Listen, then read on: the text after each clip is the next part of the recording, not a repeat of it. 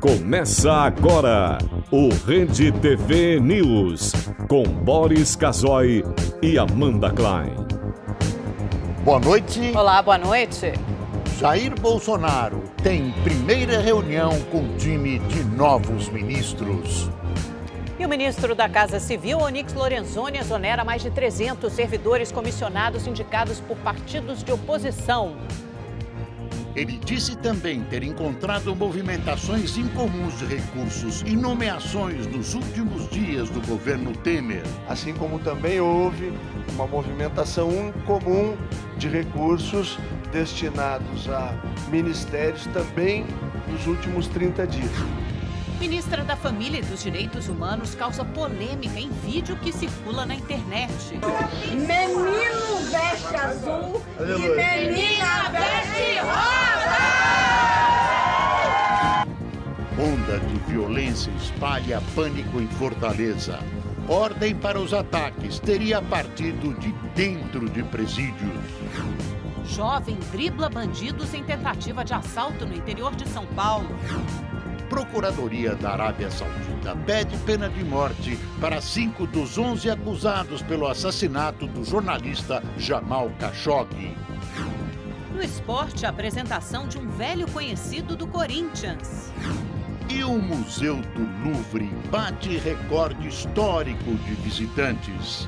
Isso e muito mais você vê no Rede TV News, que volta já.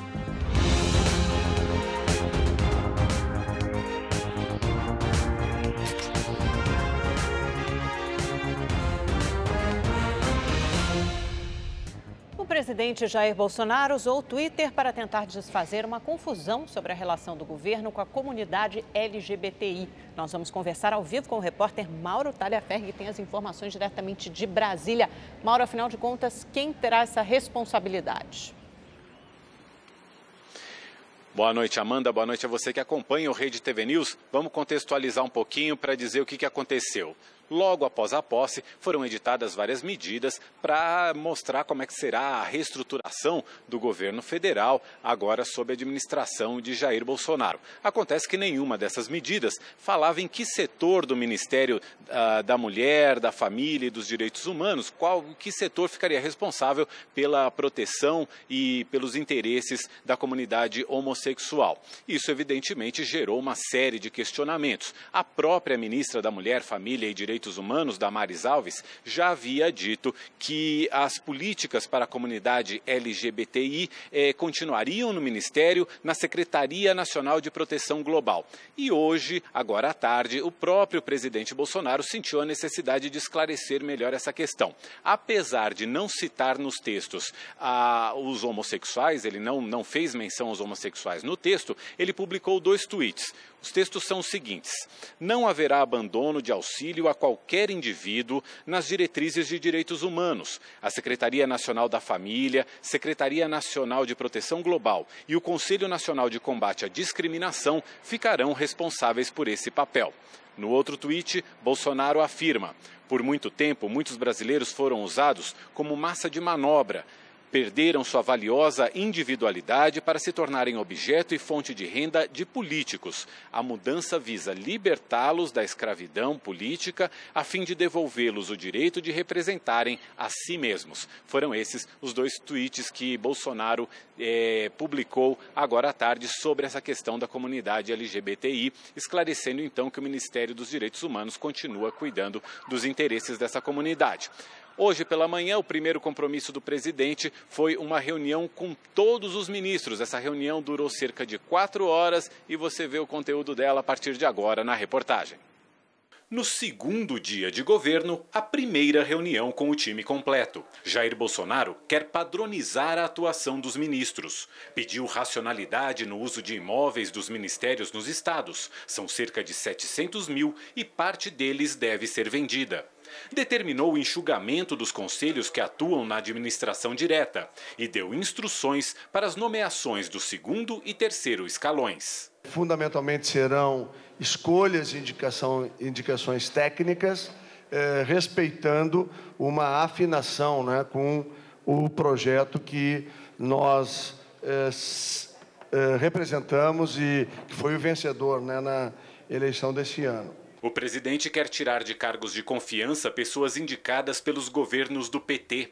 Só a Casa Civil já exonerou cerca de 320 funcionários. Haverá um pente fino também em contratações, dispensas e gastos feitos nos últimos 30 dias do governo Temer. Verificando que houve uma movimentação incomum de exonerações e indicações nos últimos 30 dias, assim como também houve uma movimentação incomum de recursos destinados a ministérios também nos últimos 30 dias. Os ministros voltarão a se reunir com o presidente na próxima terça-feira. Bolsonaro pediu que cada um deles leve para o encontro sugestões de medidas que possam ser implantadas ainda neste mês, como a concessão de alguns aeroportos, por exemplo. Antes disso, o presidente deve ouvir do ministro da Economia, Paulo Guedes, uma apresentação sobre a reforma da Previdência. À tarde, Bolsonaro foi conhecer o esquema de segurança montado para o cotidiano dele pelo Gabinete de Segurança Institucional. Segundo o ministro Augusto Heleno, apesar do atentado durante a campanha eleitoral, Bolsonaro provavelmente voltará a ter contato mais direto com a população. Ele tem um sentimento muito grande de quando pode e quando não pode. Um dia o sentimento falhou. É claro que isso sempre leva a uma postura um pouco mais cuidadosa. Mas eu acredito que o tempo passando, nós vamos ter trabalho para contê-lo. Jair Bolsonaro também voltou a se posicionar pelo Twitter. Na rede social, ele anunciou a concessão de ferrovias, 12 aeroportos e 4 terminais portuários. Segundo ele, serão arrecadados 7 bilhões de reais. O presidente ainda disse que com a confiança do investidor sob condições favoráveis à população, o Brasil resgatará o desenvolvimento inicial da infraestrutura do país. Pelo menos nesses 2 dias, nessas poucas horas, Bolsonaro tem atuado cumprindo o que traçou durante a campanha eleitoral. Um governo economicamente liberal, em sintonia com a iniciativa privada e basicamente oposto ao Estado empresário. Aos poucos, espera-se, o discurso governamental vai se unificando, vai desaparecendo as confusões que surgem aqui acolá.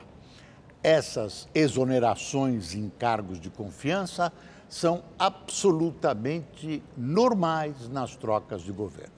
Aliás, temos cargos comissionados em número demasiado. Eles não exigem concurso, o que permite aparelhar o Estado, nomeando a cumpinchada amiga. O principal indicador da Bolsa Brasileira fechou em alta e bateu o recorde de maior patamar de fechamento já registrado pelo 2º dia seguido.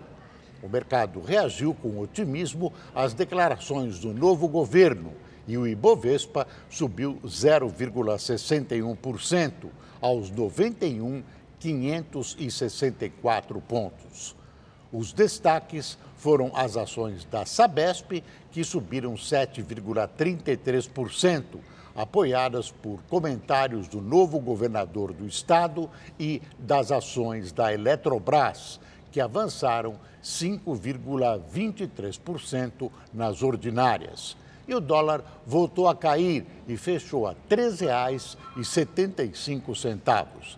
É o menor patamar da moeda americana desde 16 de novembro.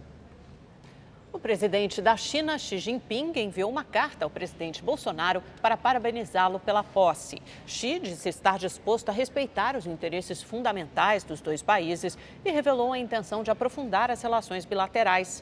O presidente chinês ainda elogiou as declarações de Bolsonaro após o fim da eleição, em que garantiu que o Brasil vai manter os laços com a China, principal parceiro comercial do país.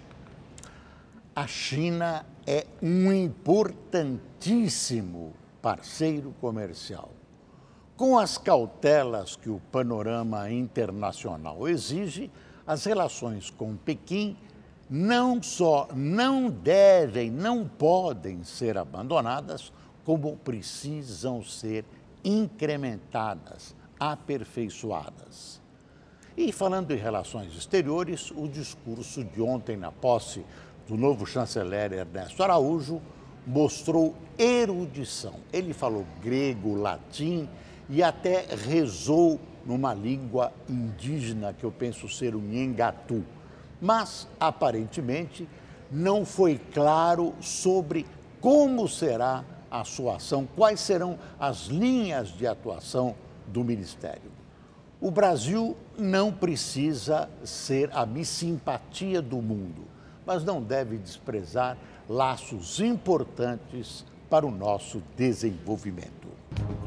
Um vídeo que começou hoje a circular pelas redes sociais e tem como protagonista a nova ministra da Mulher, Família e Direitos Humanos, Damares Alves, que tomou posse ontem, vem causando polêmica na internet. Isso porque no vídeo ela diz que agora menino veste azul e menina veste rosa. Atenção, atenção! É uma nova era no Brasil. Menino veste azul e menina veste rosa!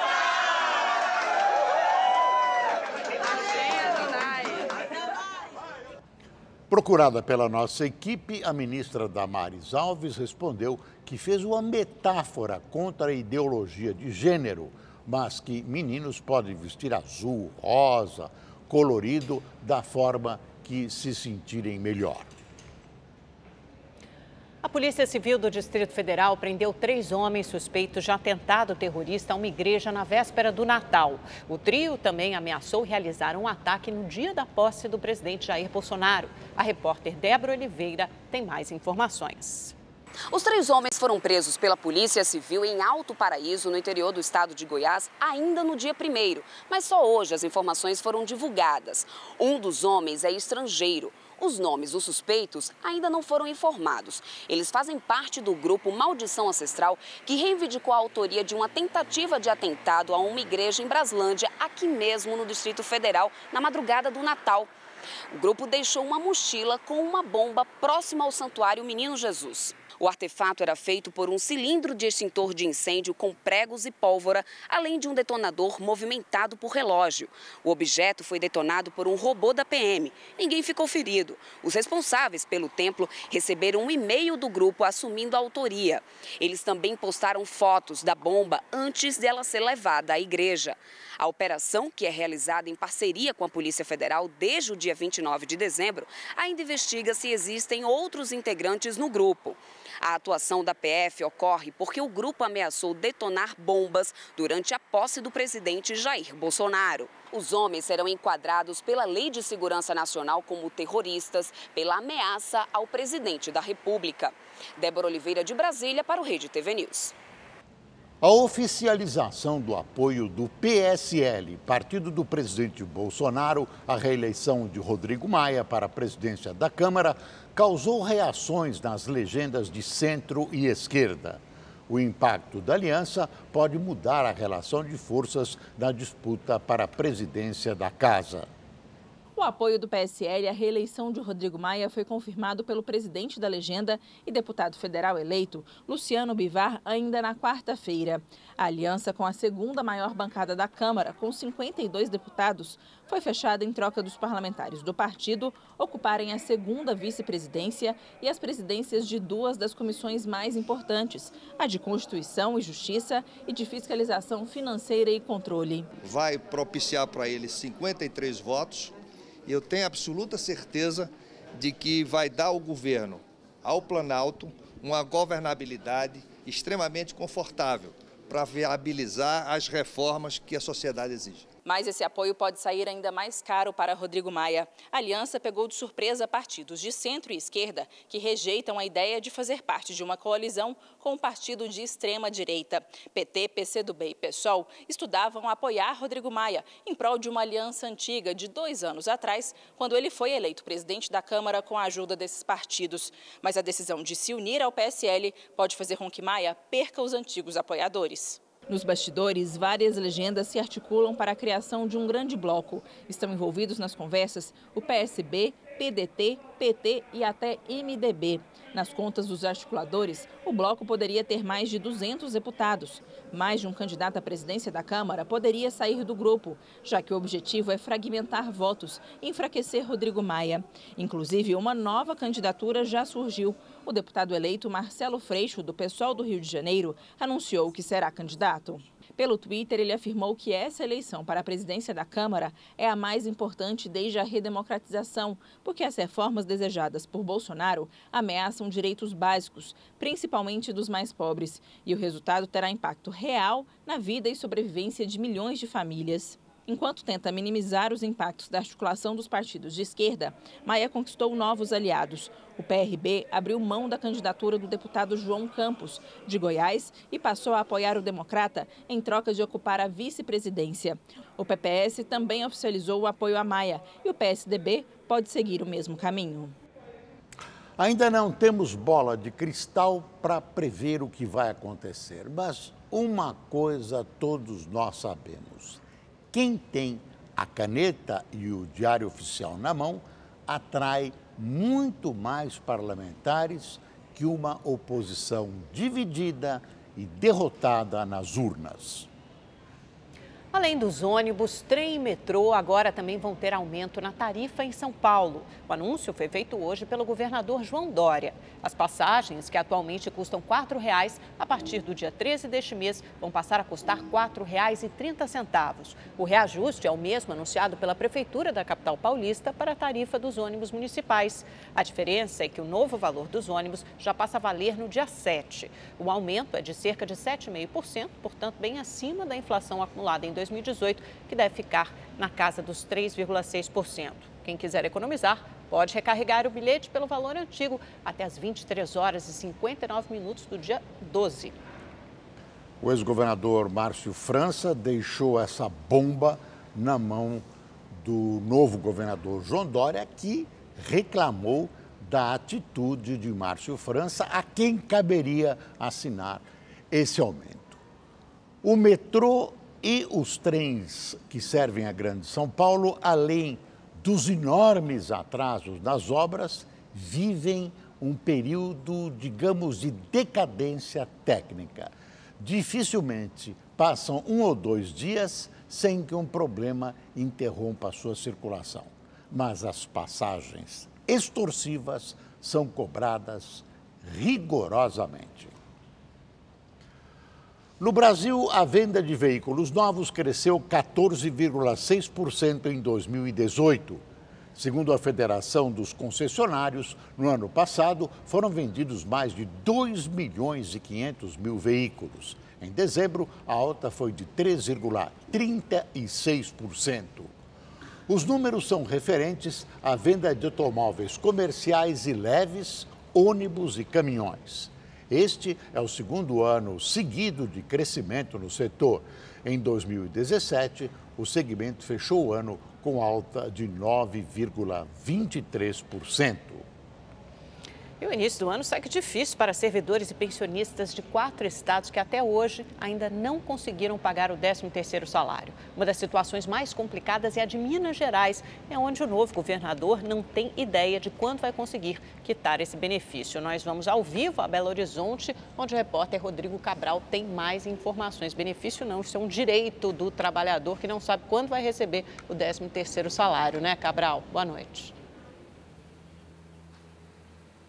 Boa noite, Amanda. Boa noite a todos. Pois é, situação bem complicada aqui em Minas Gerais. São 610 mil funcionários, aposentados e pensionistas que ainda não receberam o 13º de 2018. O prazo legal para o pagamento venceu no dia 20 de dezembro passado. O ex-governador Fernando Pimentel, do PT, em nota, anunciou que não conseguiu arrecadar os recursos necessários. Romeu Zema, do Partido Novo, ficou com a pendência, mas o novo governador mineiro já avisou que o 13º aqui não vai ser pago tão cedo. No Rio Grande do Sul, o benefício será dividido em 12 parcelas, mas ainda não foi anunciado quando o pagamento vai começar.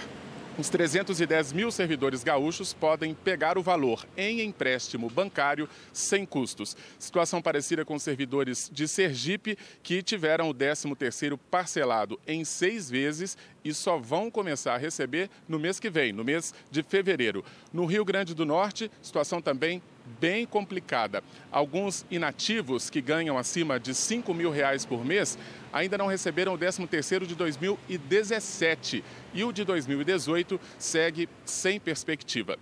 De acordo com a Lei de Responsabilidade Fiscal, o governador que assumiu o estado tem que fazer o pagamento porque passa a ser responsável por esses valores. Já o governador que deixa o estado sem quitar os benefícios, ele pode responder pelo crime de improbidade administrativa. De Belo Horizonte, Rodrigo Cabral para o Rede TV News. Obrigado, Cabral. Se entregou hoje à polícia na Grande São Paulo o homem que ateou fogo na ex-mulher na semana passada. Edilson dos Reis Bispo se entregou em uma delegacia de Santo André, no ABC Paulista, onde cometeu o crime. Ele vai ficar preso por tentativa de feminicídio, que é considerado um crime hediondo. No dia 26 de dezembro, ele encontrou Josefa Paula Renata, de quem estava separado havia cerca de um mês, na porta do trabalho e disse que precisava falar sobre os 2 filhos. Ele pegou uma garrafa no baú da moto, despejou o líquido na mulher e colocou fogo. Ela teve queimaduras na mão e no rosto de 1º e 2º graus e permanece internada, mas não corre risco de morrer. Morreu em Duque de Caxias, na Baixada Fluminense, o bebê que nasceu após a mãe ser baleada na cabeça na noite do dia 30 de dezembro. Verônica Sabrina Souza Silva estava grávida de 6 meses e levou o tiro durante uma tentativa de assalto. Ela foi socorrida, passou por um parto emergencial, mas não resistiu. O pai da criança, José Carlos da Rocha, era agente penitenciário e teria reagido. Ele foi baleado no peito e morreu no local. Disque Denúncia oferece recompensa de R$5 mil por informações que levem aos criminosos. Em Goiânia, o médium João de Deus voltou hoje para a prisão depois de fazer exames no hospital de urgências da cidade. Ontem ele passou mal e apresentou sangue na urina durante uma consulta de rotina nas celas do Complexo Prisional de Aparecida de Goiânia. O líder espiritual, que trata um câncer no estômago desde 2016, foi medicado e liberado. Acusado por centenas de mulheres de cometer abuso sexual durante os atendimentos espirituais, João de Deus está preso desde o dia 16 de dezembro, quando se entregou à polícia. Em Belo Horizonte, os bombeiros tiveram trabalho para controlar um incêndio nessa manhã em uma loja de roupas. Todo o quarteirão foi interditado para combate às chamas. Funcionários e clientes conseguiram deixar o imóvel a tempo e ninguém se feriu. De acordo com testemunhas, o fogo teria começado próximo ao monte de panos e por isso se alastrou rapidamente. Após a vistoria, a loja foi interditada pela Defesa Civil devido ao risco de desabamento. No Ceará, ônibus, equipamentos públicos e até um viaduto foram atacados desde a madrugada. Até agora, 8 homens foram presos e 4 adolescentes apreendidos. O governador do estado, Camilo Santana, pediu reforço da Força Nacional. Pelo menos 5 ônibus e uma van do transporte público foram incendiados. 3 ataques aconteceram na tarde de hoje. Segundo a polícia, um casal de idosos e um motorista de ônibus tiveram ferimentos leves nas ações. Outros 6 carros foram incendiados no pátio da sede do Departamento Municipal de Trânsito de Horizonte, na região metropolitana, ainda na madrugada. Câmeras de monitoramento da polícia e fotossensores também foram destruídos. Puxa, quebra. Nestas imagens, é possível ver o momento em que homens encapuzados queimam e derrubam os equipamentos. Os bandidos também explodiram um dos pilares deste viaduto, situado na BR-020, em Caucaia, região metropolitana de Fortaleza. Uma das colunas ficou com a estrutura danificada e o local precisou ser interditado. Em postagem em uma rede social, o governador do estado, Camilo Santana, anunciou uma série de medidas para enfrentar a onda de ataques. Entre elas está a solicitação de apoio da Força Nacional de Segurança. Em nota, a Secretaria de Segurança Pública disse que a segurança nos transportes públicos foi reforçada e que a motivação dos ataques ainda está sendo investigada, mas uma das hipóteses é que elas tenham sido comandadas de dentro de presídios. Um vídeo que circula nas redes sociais mostra o momento que um jovem consegue, com seu carro, escapar de um assalto após desviar várias vezes, correr dos bandidos. Câmeras de segurança registraram o caso que aconteceu no primeiro dia do ano. Nas imagens, a vítima aparece caminhando quando é abordada por um carro. Após perceber que se tratava de um assalto, o jovem corre na direção oposta ao veículo. Os bandidos perseguem a vítima em marcha ré. O jovem para e volta a correr na direção contrária aos assaltantes, que não conseguem parar o carro. Segundos depois, um outro veículo passa pela rua e desvia dos criminosos. E em seguida, mais uma vez, o jovem consegue enganar os assaltantes e passa correndo pelos criminosos que desistem do roubo. É um perigo, né? Uma imagem revoltante no Distrito Federal. Um cachorro amarrado ao reboque de um carro foi arrastado por vários metros. O dono do animal disse à polícia que deu banho no cão e o amarrou lá para secar, mas se esqueceu e acabou saindo com o carro. O homem disse ainda que assim que percebeu, parou o veículo e socorreu o cachorro. O cãozinho já foi medicado e recebeu alta. Uma investigação foi aberta para apurar os fatos. O governador do Rio de Janeiro, Wilson Witzel, deu posse hoje aos secretários da Polícia Militar e da Polícia Civil. A extinção da pasta da Segurança Pública é uma das principais mudanças no governo. Com o fim da Secretaria de Segurança Pública, medida adotada pelo governador Wilson Witzel, as polícias civil e militar ganham status de secretaria. A Polícia Militar deixou de ter um comandante-geral e passou a ter um secretário. O coronel Rogério Figueiredo de Lacerda deixa o comando da Coordenadoria de Polícia Pacificadora para assumir a pasta. Já a Secretaria da Polícia Civil ficará a cargo do delegado Marcos Vinícius Braga, que foi diretor das delegacias especializadas até o fim do ano passado. A separação das Polícias Civil e Militar em secretarias não acontecia desde o primeiro governo de Leonel Brizola, em 1982, que também extinguiu a Secretaria de Segurança Pública. As duas instituições vão promover ações conjuntas para diminuir a criminalidade. Também na área de segurança pública, o governador participou hoje do lançamento da Operação Segurança Presente em mais 2 bairros da cidade, Tijuca, na Zona Norte, e Ipanema, na Zona Sul. O projeto prevê reforço no patrulhamento em áreas movimentadas. Na cerimônia, Wilson Witzel voltou a defender o armamento de guardas municipais. Quanto mais gente de bem armado nas ruas, melhor será para a defesa do cidadão. O que nós não precisamos é de arma na mão de vagabundo, e sim na arma na mão de gente bem. É só preparar, treinar, eu tenho certeza que os guardas municipais também poderão integrar a segurança pública. Estranho, né? A PM e a Polícia Civil do Rio se separam mais ainda quando boa parte, talvez a maior parte dos especialistas em segurança clama pela união das polícias, que não se dão, são inimigas em todos ou quase todos os estados brasileiros. Foi preso hoje na França o líder dos coletes amarelos. Éric Drouet já havia sido detido em uma manifestação anterior e foi preso enquanto se dirigia a Champs-Élysées, palco de violentos confrontos nas últimas semanas. Éric foi preso nesta quarta-feira, acusado de organizar uma manifestação não autorizada. A prisão mostra o endurecimento por parte do governo francês em relação ao movimento dos coletes amarelos. A Procuradoria da Arábia Saudita pediu pena de morte para 5 dos 11 acusados pelo assassinato do jornalista Jamal Khashoggi, há 3 meses, no consulado do país na Turquia. Os detalhes com o repórter Peterson Isidoro. Num breve comunicado veiculado pela rede de televisão estatal, a Procuradoria fez o anúncio, mas não entrou em detalhes. Nenhum suspeito teve o nome revelado. O pedido ainda será analisado pela Justiça, já que o Tribunal Saudita deu mais tempo para os advogados de defesa analisarem as acusações. A data da próxima audiência ainda não foi definida. O pedido do Ministério Público pode ser considerado uma vitória do governo autoritário saudita. Desde o início das investigações, o príncipe Mohammed bin Salman é acusado por parte da comunidade internacional de ser o mandante do crime. Ao reconhecer agora os culpados, a Procuradoria do país praticamente isenta o herdeiro do trono de qualquer responsabilidade. A Turquia pediu no mês passado a prisão de pessoas próximas ao príncipe. França, Alemanha e Reino Unido defendem uma investigação independente e confiável.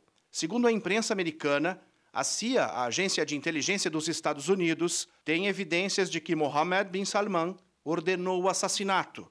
Um dos maiores críticos do regime saudita, Jamal Khashoggi, foi visto pela última vez entrando no consulado do país em Istambul no dia 2 de outubro do ano passado. As autoridades suspeitam que o jornalista teve o corpo esquartejado.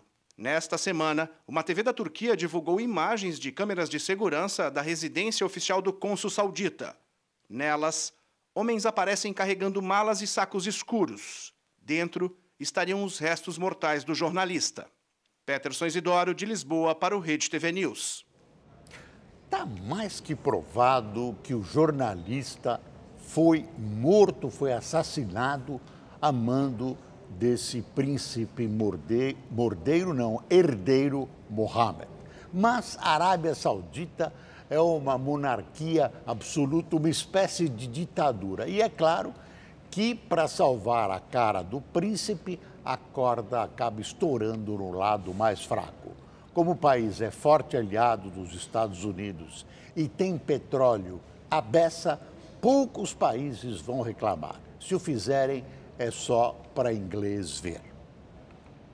A China conseguiu um feito histórico na exploração espacial. Pela primeira vez, uma sonda pousou no lado oculto da Lua. O equipamento não tripulado carrega instrumentos para analisar a superfície de uma área da Lua nunca explorada. O lado oculto da Lua é a parte do satélite que não pode ser vista da Terra e tem uma composição diferente do lado mais próximo a nós. O feito chinês acirra agora a disputa espacial entre China e Estados Unidos.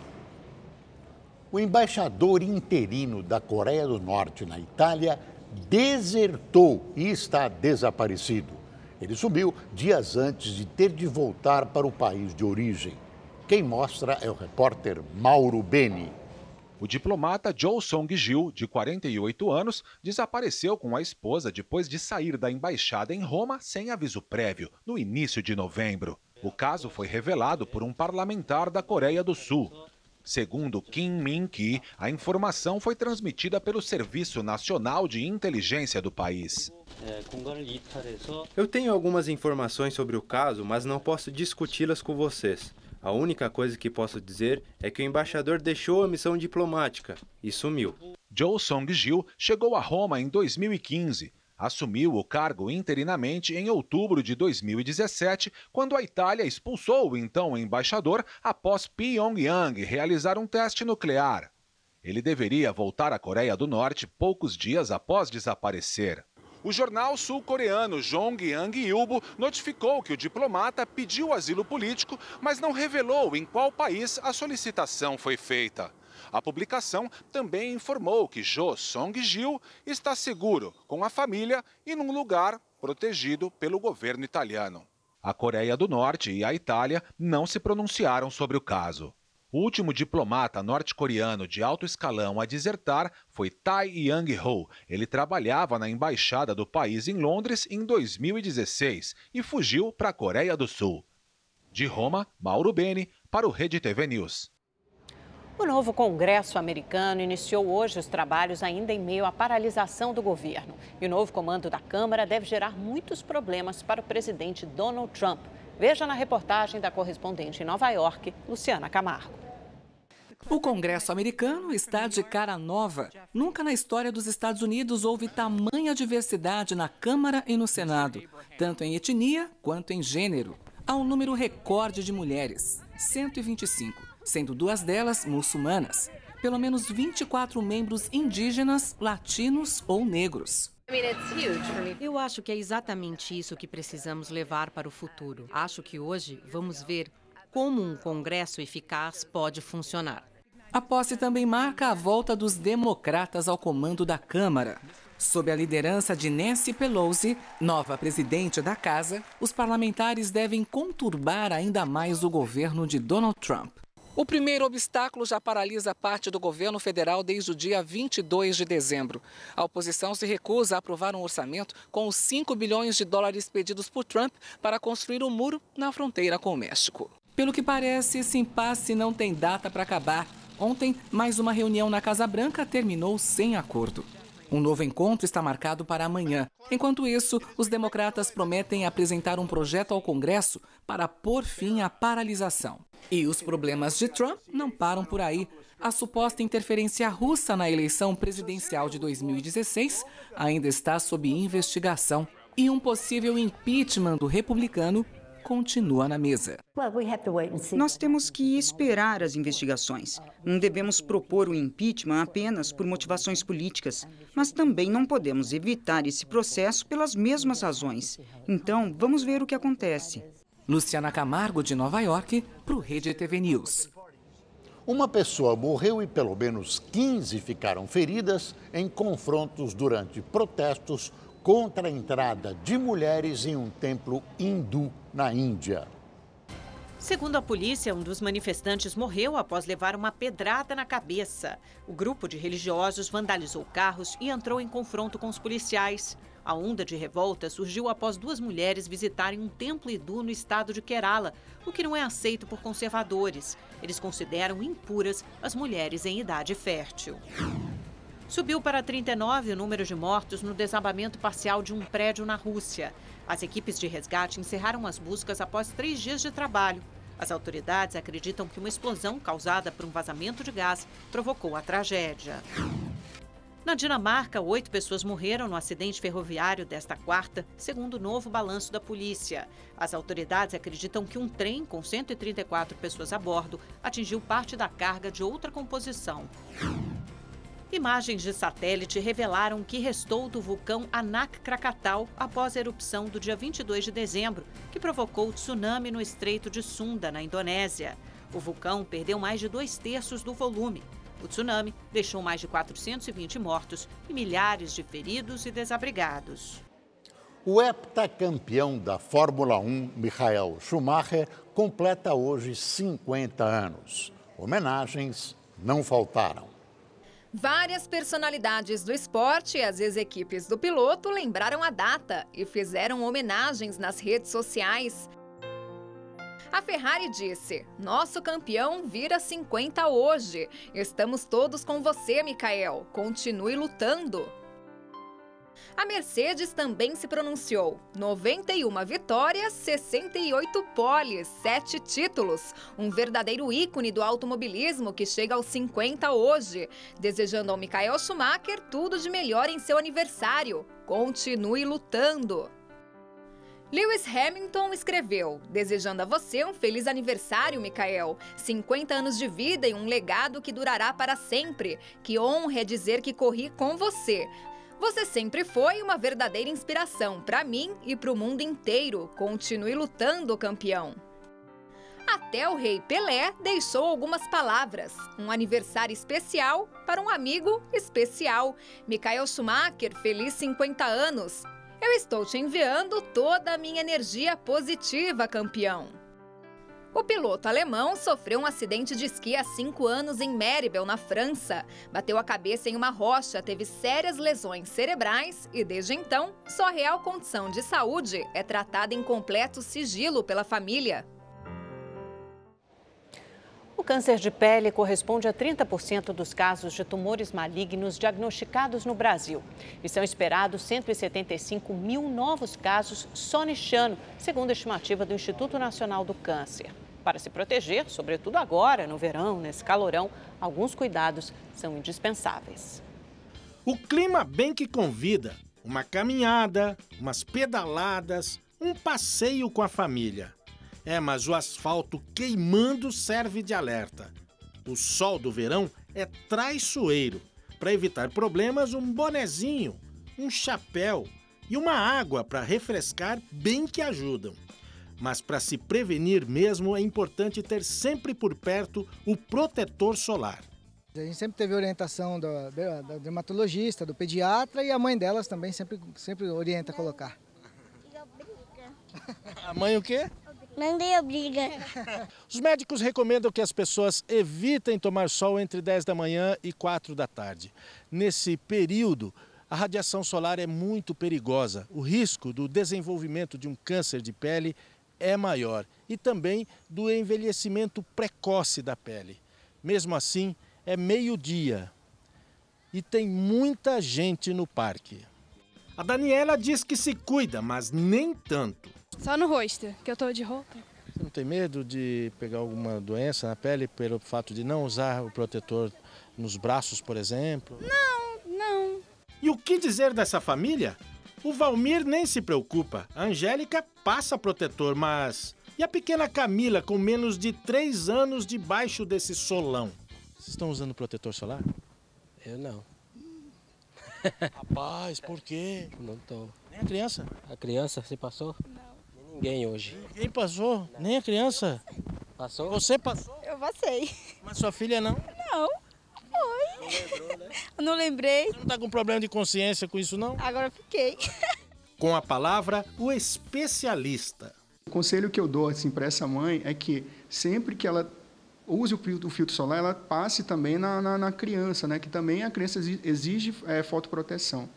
E a faixa etária infantil, até os 20 anos, o sol que você pega durante essa faixa etária, durante esse período, é o sol que vai ter maior influência no futuro no desenvolvimento de câncer de pele.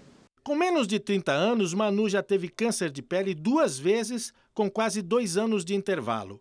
Além de casos na família, ela morava em Florianópolis na época e surfava nas praias de Santa Catarina. Superou a doença, mas as lições ficaram. A gente tem aquela imagem de que câncer de pele é um câncerzinho. Eu odeio essa nomenclatura, câncerzinho. Câncer de pele é um câncer. É como qualquer outro, é câncer, é tumor, é maligno e a gente tem que cuidar. Segundo o estudo do Instituto Nacional do Câncer, em 2019, 175.760 novos casos de câncer de pele devem surgir no Brasil. Felizmente, a mortalidade da doença é relativamente baixa. Os índices de cura são altos. Mas não é por isso que você deve se descuidar. Em qualquer faixa etária, prevenir é sempre o melhor remédio. O filtro solar, de acordo com as orientações da Sociedade Brasileira de Dermatologia, deve ser aplicado a cada 2 horas, tá? E deve ser aplicado em todas as áreas fotoexpostas, braços, colo, é uma área que a pessoa esquece muito de aplicar aqui atrás da orelha, né? Quem focal, sempre passar na cabeça também. O Museu do Louvre, em Paris, recebeu mais de 10 milhões de visitantes no ano passado. Um número até então nunca atingido. Veja na reportagem do correspondente Luciano Júnior. Quem nunca sonhou poder passar uns dias na Cidade Luz? Paris é um dos roteiros mais visitados de todo o planeta. E o que não pode faltar em uma visita à cidade, hein? Vir a Paris e não passar por aqui, pelo museu mais famoso do planeta, é deixar a visita incompleta. E o Louvre não tem se queixado ultimamente. Pelo contrário, em 2018, ele bateu o recorde de visitas de sua história. Segundo a administração do museu, pela primeira vez o número de visitantes ultrapassou a marca de 10 milhões em um ano. Um aumento de 25% em relação a 2017. E olha só quanta gente tirando foto antes mesmo de entrar. Acessos mais fáceis, novas bilheterias e a oportunidade de comprar os bilhetes de entrada com antecedência pela internet contribuíram para o aumento do público. Aliás, este é um público que nem imagina que colabora com as restaurações e aquisições das obras de arte, como explicou o presidente do museu, Jean-Luc Martinez. O museu tem uma maneira de aquisição ambiciosa, graças à generosidade dos visitantes, já que nós utilizamos 20% do preço do bilhete de entrada para investir nas obras. Nós também mobilizamos a ajuda do público para operações de compra e restauração. Os estrangeiros representam praticamente 3/4 do fluxo de visitantes. 50% têm menos de 30 anos. Os norte-americanos são os mais interessados em conhecer o Louvre. Cerca de 1,5 milhão deles estiveram por aqui no ano passado. Claro que os brasileiros também estão na lista dos que mais visitam e se encantam. Eu gastaria os 2 dias aqui, mas pelo roteiro do pessoal a gente acabou vindo um dia mesmo. Segundo o jornal britânico The Guardian, o clipe de Ape Shit, feito por Beyoncé e Jay-Z, gravado nos amplos salões do Louvre, ajudaram a crescer o número de visitantes. O Louvre existe desde o século XII. Já foi fortaleza medieval, residência dos reis da França e em 1793 se transformou em museu. Hoje estão expostas pelo menos 460 mil peças. Destaque para patrimônios da humanidade, como a Vênus de Milo e, claro, a Mona Lisa, que tem um cantinho exclusivo. Dizem os especialistas que para conhecer bem o Louvre são necessários no mínimo 3 dias. É muita coisa para ver. E mesmo para quem faz a visita pacientemente, a sensação que fica ao ir embora é que alguma coisa deixou de ser vista. Arte para mim é vida, né? Então eu fico ali horas, observando, anotando, desenhando. É tudo de bom na vida vir aqui. De Paris, Luciano Júnior para o Rede TV News. De acordo com o jornal O Estado de São Paulo, a Polícia Federal procurou o italiano Cesare Battisti nas embaixadas da Venezuela e da Bolívia depois que ele fugiu de sua casa em Cananéia, no litoral paulista. Segundo o jornal, a PF questionou as embaixadas para saber se dariam abrigo a Battisti. Ambas negaram. Ainda de acordo com o Estadão, os policiais apuram uma informação de que o italiano estaria na Amazônia. A Polícia Federal já cogitou que ele tenha fugido do país. Cesare Battisti foi condenado na Itália à prisão perpétua por 4 assassinatos cometidos na década de 1970 e por envolvimento com o terrorismo. O ex-presidente Michel Temer decretou a extradição de Battisti em dezembro, após o ministro do STF, Luiz Fux, autorizá-lo a rever o asilo concedido pelo ex-presidente Lula. O novo presidente da Petrobras tomou posse hoje no Rio de Janeiro. Roberto Castelo Branco é o 4º dirigente à frente da estatal desde o início da Operação Lava Jato em 2014. Roberto Castelo Branco tomou posse ao lado do ministro da Economia, Paulo Guedes, que o indicou para comandar a Petrobras. 4ª pessoa a presidir a estatal nos últimos 4 anos, o executivo assume no lugar de Ivan Monteiro, que esteve à frente da companhia nos últimos 7 meses. Doutor em Economia pela Fundação Getúlio Vargas, Castelo Branco também tem pós-doutorado pela Universidade de Chicago. Já ocupou cargos de direção no Banco Central e na mineradora Vale. Na Petrobras, foi membro do Conselho de Administração no governo de Dilma Rousseff. Roberto Castelo Branco terá muitos desafios pela frente. A Petrobras foi a empresa mais afetada pelos escândalos de corrupção. A companhia teve que paralisar investimentos e arcar com dívidas bilionárias para encerrar processos no exterior. O novo presidente disse que pretende acelerar a produção de petróleo e gás, atrair novos investidores e, com isso, construir um mercado mais competitivo no país. O novo presidente ainda criticou o monopólio e defendeu uma menor participação do Estado na economia. Através de privilégios e monopólios, se transferiu renda do povo brasileiro para pequenos grupos de interesse. Privilégios e monopólios são inadmissíveis numa sociedade livre. Monopólios restringem a liberdade de escolha e impõem aos cidadãos tributação predatória e sem aprovação do parlamento. Perdeu algum momento do Rede TV News ou então quer assistir novamente? Se inscreva no canal da Rede TV no YouTube. Uma boa noite. Boa noite e até amanhã.